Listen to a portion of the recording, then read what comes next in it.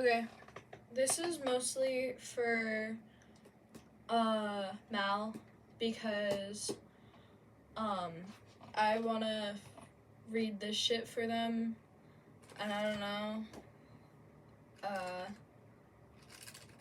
just audiobook stuff. I'm sorry if I pronounce things wrong.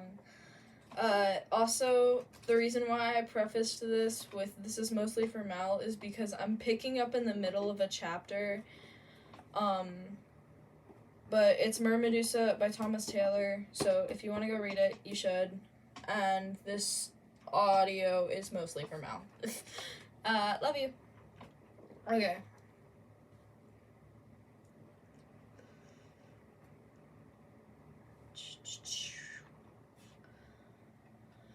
I'll go first, I say quickly before I can change my mind. I can go first, Herbie, Violet counters. It's okay. No, I should do it, I insist. If I don't go first, I think I might not be able to go at all. And, besides, yes, I have a feeling, even though I still can't remember why, that somehow I've been here before. And that might help us with what's going to happen next. Violet nods like she isn't surprised. How will I know when to follow, she says. How will I know when you're okay? I crouch down to where my trousers are shredded. There are any number of loose threads, and I tug a likely-looking one, pulling and pulling till the bottom of my uniform leg has been reduced to a rough ball of royal porpoise blue thread. I give one end to Violet. I'll pull on this, I tell her, when it's safe to follow. Violet gives a frightened nod. I turn towards the pool and look down into the water. Then, with my heart pounding in my chest and my resolve already crinkling at the edges, I step into the pool. My legs are quickly submerged. The sides of the pool are steep, but this isn't what shocks me most. It's warm, I cry. Vi, the water, it isn't cold. I wade further out, the water quickly rising to my middle of my chest. Soon I'm barely able to keep my head above water. I take a deep breath, pinch my nose, and drop beneath the surface. The pool is empty. By sprightening light, I can see that nothing lives here at all. No creatures, no plants. There is only bare stone and the dark of the tunnel ahead where the cable leads. I let some air out of my lungs and sink to the bottom, but even then, with Ember flitting in agitation in the air above, I can see nothing but dark in the tunnel. I kick forward and swim inside. Don't try this at home. Not that I imagine many people have access to a forgotten underwater tunnel under a giant boulder deep down in the secret labyrinth beneath their house, but still, it's a bit bonkers what I'm doing, but I am a professional, and so here I go, holding my breath and doing it anyway. As I swim into the tunnel, I feel the thread reeling out behind me from my torn uniform. I try to see something, anything that might indicate the length of the tunnel, but there is nothing to see at all. Oh, bladder-racks. Keeping as flat as I can, I grab my way along, seizing the power cable and pulling myself through the darkening water, desperate to get myself to the other side. My head fills with a dull throb as I continue to hold my breath. Will the thread be long enough? Will Violet feel the tug? And when I get there, what will I see? Suddenly I realize I won't be able to see anything even if I do reach the other end of the tunnel. We hadn't thought of that. How can there be light all this way down there? What am I going to do? And then, just as I feel panic take hold and threaten to force me back, I do see something. Actually see it, a faint glimmer ahead. Am I imagining it? I stop and try to see clearly, my eyes stinging in the salt water. But I can't see anything now, and my lungs are starting to scream. I need to breathe. No, you don't. Anyway, I grab my cable and pull, banging my head and scraping my arms, but now I have to get out. I have to escape. And then, suddenly, amazingly, I do. I swim out into another pool of water, lit miraculously by a faint light that flitters down from the surface. I burst up into the air and heave a breath. Straight away, I see that I am on the other side of the giant rock pool, a giant rock in a pool just like the first. The air here is breathable, and yes, there is light. From somewhere ahead, where the cave opens into a larger space, comes a haunting glimmer of shifting light whose source I cannot imagine. I climb out of the pool and crouch, dripping on the cave floor. Beside me, in the gloom, I can make out the end of the power cable. And now, finally, I get to see what it's plugged into. A device glaringly modern in these timeless surroundings, left here to record sound. Only the unit is smashed, completely destroyed. Ahead of me, a wider cavern beckons, dim and mysterious and eerily lit by the unaccountable light. But then I remember Violet. I give the thread from my trousers several sharp tugs. After a moment, I feel it tug back. Violet will soon join me, confident that there is actually somewhere to get to now that I, Herbert Lemon, lost and found her at the Grand Natalia's Hotel, have shown that safe. I pull my soaking uniform front flat and flick some muck off a button. People often ask me if the town I live in is really Erie-on-Sea, a legend-haunted place that pretends to be a normal seaside resort in the summer, or if it's actually Cheery-on-Sea, a proper ice cream and tourist town which just happens to be a bit spooky in the off-season.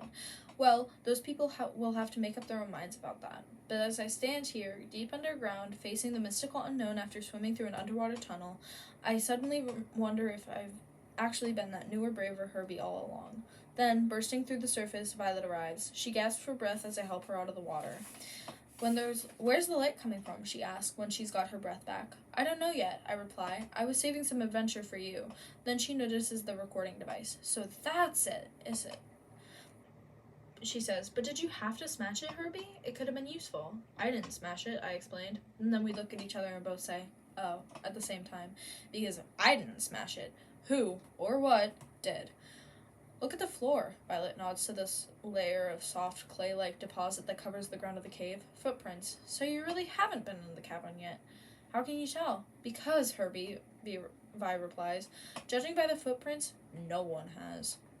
I look again and see that she's right. My footprints and V's are easy to see, while the big booted feet of Sebastian Eels have left their own distinctive marks, but none of them go further than a pace or two from the water's edge. They certainly show no sign at all that Eels entered the cabin. If anything, says V, it looks like he couldn't get out of here fast enough. Looks like he jumped back into the pool pretty sharpish. Like he was scared, I say, like he wanted to avoid whatever it was that smashed the recording device? Vi nods. We turn and look towards the cavern. The Malamander, I say, or mermedusa? One monster is scary enough, Violet adds. But, you know, what? Well, the two sounds the creatures make are so different, Herbie. Maybe that the Malamander's mate isn't just another Malamander at all. Maybe it's something else entirely. What do you think a mermedusa is, then?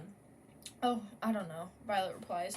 I just think we shouldn't expect the two to be the same kind of creature, Herbie. That's all. I mean, the Malamander lays a crystal egg, Herbie, that can grant wishes. These aren't magical creatures we're talking about. We should be ready for anything.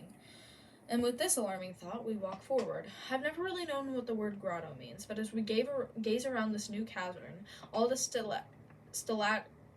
stalactites hang from the ceiling over myriad rock pools of limpid water, I feel like maybe grotto is just the word to describe this place.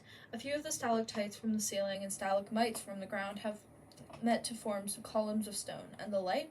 Well, we see now that the light comes from the pools themselves, which are filled with bioluminescent seaweed that I've never seen before, and over the rocks, spilling across the ground and up the walls, is a rich, mossy growth festooned with tiny flowers that wave on stalks as if from a gentle breeze. In the walls are the ends of chutes down which seemed to fall not just water, but other things too. Heaps of wreckage and bones have collected beneath them over untold time. In the center of this eerie grotto, one pool of shimmering bioluminescence is much larger than the rest, almost a small lake. The waters of it move slightly, as if, at least if the shifting reflections of light on the driftstones are anything to go by. We come to a halt, huddled slightly together, dazzled by the weirdness and mystery of it all. Hello? Violet ventures, her voice falling dull as if it's absorbed by the moss. Not a sound. Have you ever heard of glowing seaweed before? I say, approaching the nearest rock pool. We peer down into the waters at the long leaves and tendrils, and the light, now that we look at it closely, pulses slightly. Violet lowers her hand towards the water. Vi, I say in warning, but Violet continues till her fingertips touch the surface. Warm, like the water in the tunnel. And Herbie, does it seem like there's something else in the water to you? Maybe under the seaweed? Maybe. I crouch down to get a closer look. It's hard to tell, not without lifting the... Oh.